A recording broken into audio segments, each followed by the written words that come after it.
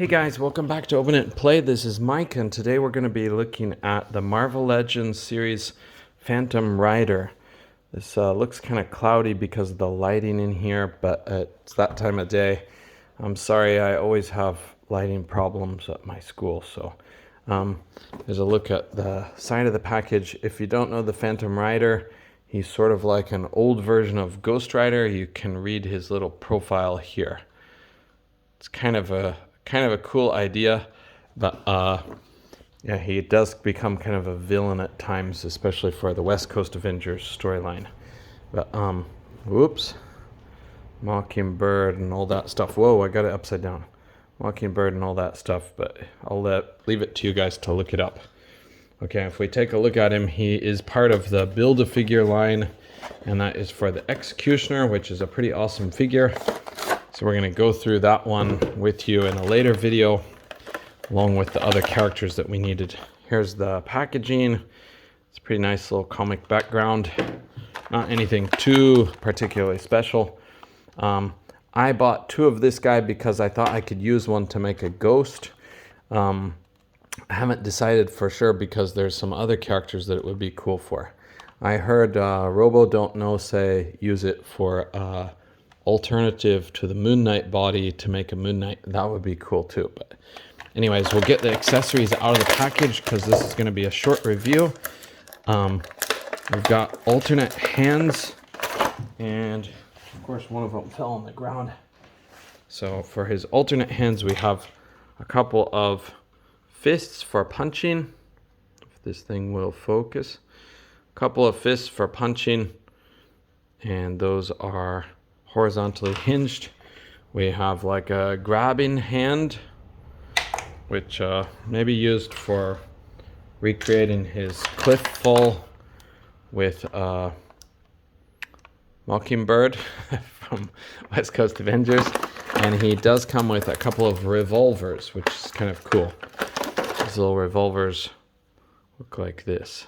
So hopefully those are sort of in focus. Nice. The chambers don't spin. That would be asking a bit much. But they do actually have pretty nice sculpt. Okay, and then you also get this what the heck bloopy poofy Executioner leg. Okay, and onto the figure himself. I'm gonna have to rip the packaging here because his cape is probably not gonna want to come out. It's not too bad. It's not the worst thing. Usually I'll be a little bit nicer to the capes, but this time I don't really mind because this guy's going to be for customizing. Okay, here he is in all his glory.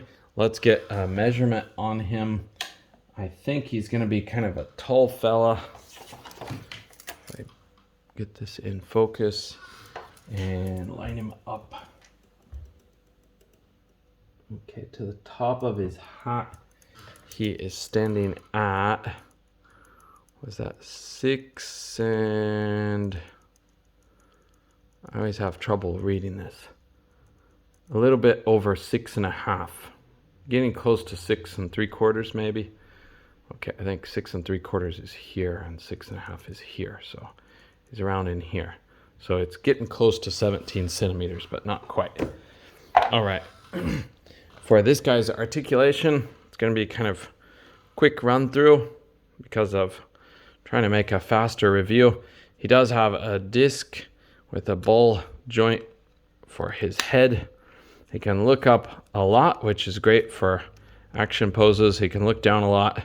Side to side, he's got those cool spooky eyes in there, and he's got a pretty soft hat, but he's got just a little bit of attitude, but not much. Okay, he is on the... actually, I'm not positive what buck this is, but it's definitely wider than the Sunfire, right? But it feels kind of thin in hand. But anyways, he's got butterfly joints that will go back about that far.